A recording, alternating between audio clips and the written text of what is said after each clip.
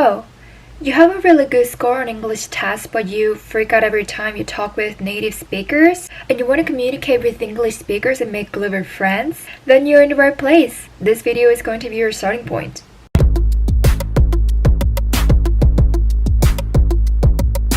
Hi everyone, welcome back to my channel, and welcome if you're new here. I'm Jenny, I'm Korean college student, and I'm vlogging my life and college stuff. So if you're interested, don't forget to subscribe me. Many of you guys have asked me how I learned English by myself, especially speaking. Someone who don't know me well always asks me if I lived abroad for a few years or so. And about that, I was born and I've been raised in Korea for 21 years. I went to the US last year to study abroad, but it was just like 12 weeks, less than 3 months. So it is really awkward for me to say I studied abroad. Of course, that time had helped me a lot, but I would definitely have to say I have practiced my English like 95% in Korea. I was not sure to make it as a content, as an actual video, because I don't think my English is perfect enough to give you guys the tips. Nonetheless, I'm here to talk about the 3 ways that I learned English. Without further ado, let's get started. So before I start, let me tell you guys about my background a little bit. And before that, let me drink this orange juice because I'm like dehydrated. It's not, oh my gosh. Yes. Cheers, dude.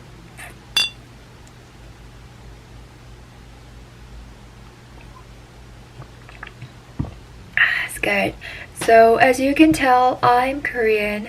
And of course, my parents are Koreans as well. I had never attended to a foreign language middle or high school. I graduated from regular middle and high school, just like any other students. But my mother sent me to various after-school classes, and from the 3rd grade in elementary school to like the junior in high school, I'd always been sent to private English institutes.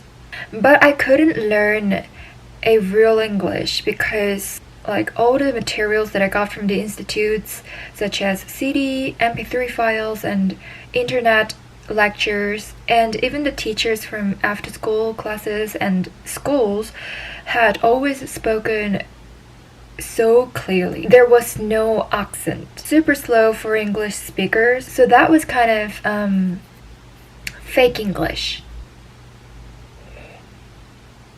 English had been my favorite subject when I was in middle and high school, but back then I didn't speak English, I just got good scores on the tests. We were forced to study English just for the Korean college entrance exam, which is so inefficient. After I got into college, my father recommended me to watch American dramas, and that had changed my life. Alright, that was long. So, let me share how I learned English by myself.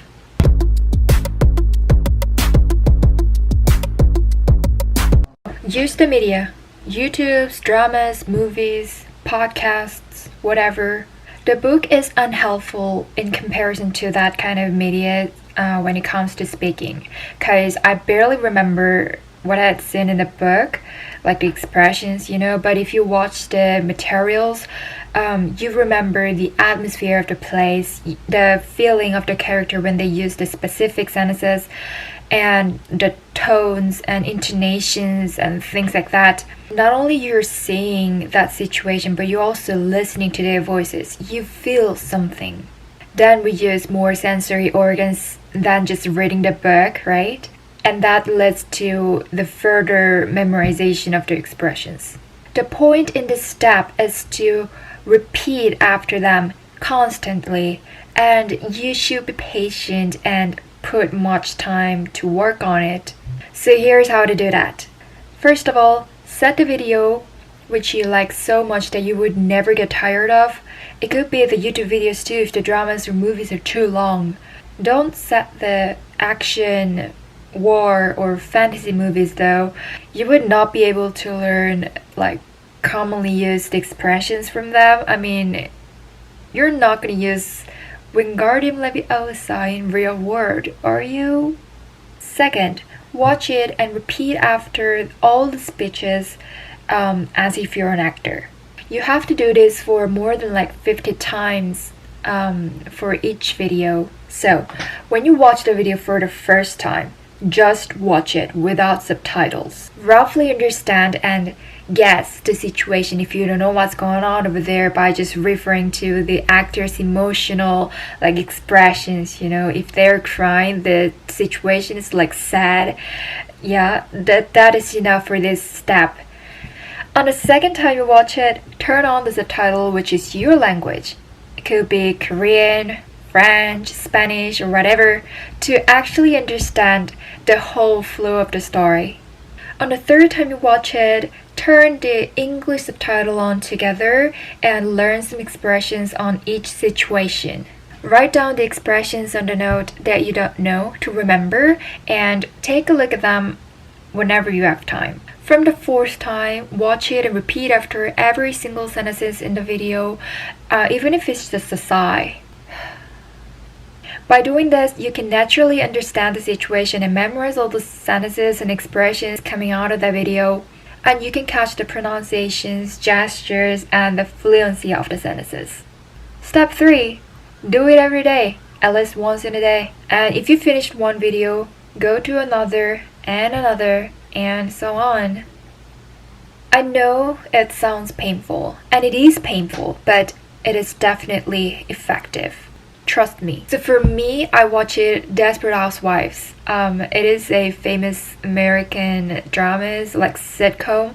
It has 7 seasons, and each season has 24 episodes, and each episode is like 40 minutes long, and I watch it all of the seasons like 5 times each, which is crazy. And I watched the first 2 episodes in season 1 60 times each. And back then, I of course memorized all the speeches on the dramas. I know that was crazy, but it's like really, definitely, tremendously working and helpful. So just try to do that. So I'm going to show you how I practice my speaking using YouTube channel. So here we go. I turn the YouTube on, and one of my favorite YouTubers is her.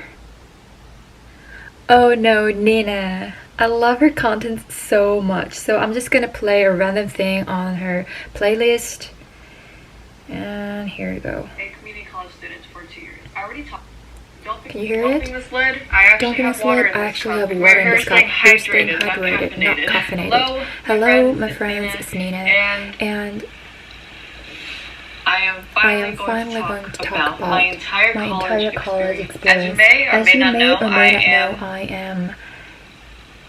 I was a college student. I finished college, I graduated, I didn't drop out. I was a student at UC Berkeley for 2 years, and I was also a community college student for 2 years. Things like that.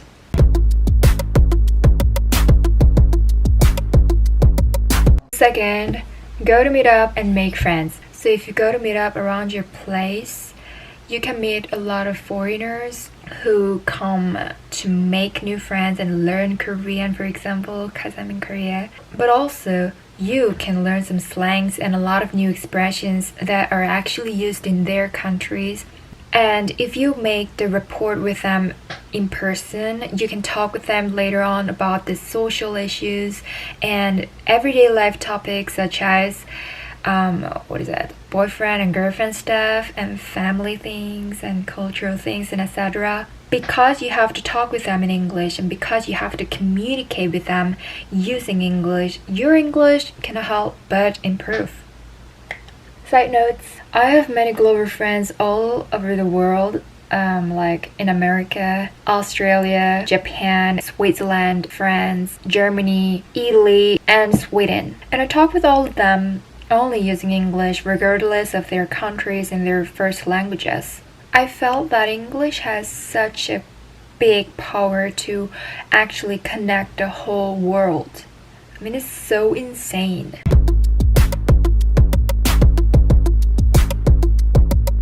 So we're in the last step.